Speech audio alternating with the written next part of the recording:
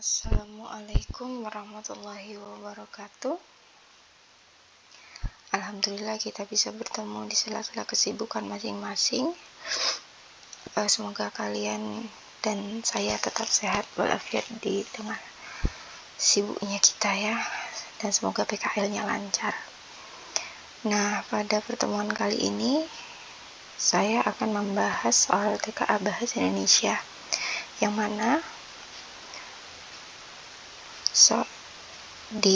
pada pertemuan kali ini kita akan membahas mengapa ada soal TKA Bahasa Indonesia wajib dan lanjutan, contoh soal dan pembahasannya.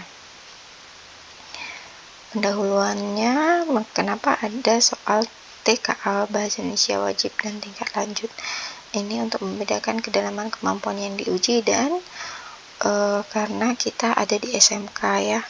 Karena SMK itu harus punya kemampuan lebih dibandingkan anak-anak di SMA. Makanya ujiannya tidak sama dengan anak-anak SMA. Selanjutnya, apa bedanya soal wajib dan tingkat lanjut di Bahasa Indonesia? Soal wajib atau dasar lebih menekankan pemahaman literasi dan inferensial dari teks. Misalnya menemukan gagasan utama, informasi yang tersurat, sinonim, rujukan kata, dan simpulan sederhana. Wacananya biasanya lebih pendek, narasinya ringan, mudah diterima, berupa artikel populer, dan cerita fiksi yang singkat. Model soalnya hanya dua, pilihan ganda sederhana dan pilihan ganda kompleks. Bisa juga dengan soal benar dan salah. Tapi jawabannya masih langsung ada di teks, ada di bacaan. Jadi bisa langsung mencocokkan jawaban benarnya tuh ada di teks atau tidak. Misalnya, apa gagasan utama paragraf pertama, atau dampak urbanisasi menurut teks. Jadi cukup membaca di teks saja tanpa interpretasi atau penafsiran yang lain. Sedangkan soal tingkat lanjut menganalisis, mengevaluasi dan bernalar kritis terhadap teks. Wacananya lebih panjang dan akademis. Biasanya berupa artikel ilmiah populer, opini, laporan, penelitian, data statistik, grafik atau diagram. Soalnya menuntut interpretasi lebih dalam, menuntut pemahaman lebih dalam, misalnya membandingkan dua argumen, menilai keefektifan struktur teks, menentukan implikasi atau konsekuensi dari isi bacaan. Jika begini maka begitu, seperti itu misalnya. Menganalisis retorika, sudut pandang atau bias penulis. Model soalnya mirip ya, pilihan ganda kompleks, benar salah, tapi option pilihannya itu hampir mirip. Jadi high order thinking istilahnya.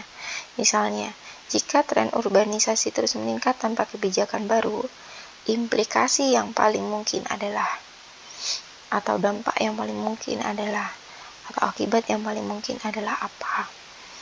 Atau pernyataan mana yang menunjukkan adanya bias penulis dalam teks. Singkatnya, soal wajib itu memahami isi teks, apa yang tertulis, kelihatan di teksnya, sedangkan soal tingkat lanjut menganalisis dan mengevaluasi isi teks, tentang biasanya menjawab pertanyaan bagaimana dan mengapa teks itu terjadi. Versi wajib atau dasar itu fokus memahami isi teks, sedangkan tingkat lanjut fokus menganalisis dan mengevaluasi teks. Contohnya, wacananya urbanisasi itu kalau tidak salah ada di soal nomor 1 dengan pertanyaan soal berupa pilihan ganda ya. Saya ambilkan yang pilihan ganda. Pertanyaannya adalah gagasan utama dari teks tersebut apa? Pilihannya ada A, B, C, D, E. Itu kelihatan sekali perbedaan pilihannya. Kalau kita bahas, maka ciri jawabannya jelas tersurat pada teks, ada di teks wacana itu, di urbanisasi itu. Dijelaskan bahwa urbanisasi adalah perpindahan penduduk dari desa ke kota. Teksnya menjelaskan sisi baik dan buruknya. Kemudian sisi baiknya itu misalnya orang bisa dapat pekerjaan, pendidikan, peluang hidup yang lebih baik. Tapi sisi buruknya muncul pemukiman kumuh, pengangguran, kriminalitas, konflik sosial, bahkan ada yang namanya desa tertinggal. Jadi isi teks bukan hanya positif atau negatif, melainkan ada dua sisi, yaitu positif dan negatif. Maka jawaban yang paling tepat adalah di C. Sedangkan untuk soal versi tingkat lanjut, pertanyaannya lebih mendalam. Perhatikan pertanyaannya di sini. Teksnya sama ya. Teksnya sama, masih tentang urbanisasi, cuma perbedaan pertanyaannya di sini. Jika tren urbanisasi terus meningkat hingga 2050 tanpa ada kebijakan baru, implikasi yang paling mungkin adalah, nah, di sini pilihannya mirip-mirip. Berkurang ketimpangan sosial di kota besar, hilangnya kebutuhan akan fasilitas. Semuanya ini memberikan implikasi yang masuk di akal. Tapi kalau kita perhatikan, ciri soalnya tidak hanya bicara tentang apa isi teks, tapi menuntut pembaca melihat konsekuensi, bias atau implikasi dari teks. Wacananya tentang urbanisasi yang meningkat. Lebih dari 55% penduduk tinggal di kota, dampak positifnya akses kesehatan, pendidikan, lapangan kerja itu lebih mudah diperoleh. Sedangkan masalah seriusnya, dampak negatifnya, macet, polusi, ketimpangan sosial, adanya kawasan kumuh. Benar pemerintah sudah berusaha membuat rumah susun dan transportasi publik yang meningkat, tapi ternyata masalah belum tuntas. Maka jawaban yang paling benar di sini adalah meningkatnya tekanan pada infrastruktur dan lingkungan kota. Jadi kita harus pandai menyimpulkan isi dari bacaan. Nah, ini analis dan evaluasi teks. Contohnya ini dalam bentuk infografis. Cara mengurus EKTP melalui aplikasi Dukcapil digital ada langkah 1, 2, 3, dan 4. Dengan kasus berdasarkan infografis EKTP Dukcapil digital, seorang mahasiswa baru ingin membuat EKTP, dan seterusnya sampai aplikasi. Ini soalnya menganalisa dari gambar infografis yang disajikan, dan jangan lupa juga membaca wacana yang disajikan. Apa sih masalah utama yang menyebabkan mahasiswa tidak bisa melanjutkan proses pendaftaran? Apakah dia belum mengunduh aplikasinya, lupa membuka email, belum memasukkan data diri sesuai KTP, belum unggah foto, atau tidak tahu cara mengecek status pengajuan? Berdasarkan teks ini, dijelaskan bahwa dia sudah berhasil mengunduh aplikasi, tapi tidak bisa melanjutkan karena lupa membuka email untuk reaktivasi. Setelah beberapa hari ya coba masuk lagi, tapi ternyata akunnya belum aktif.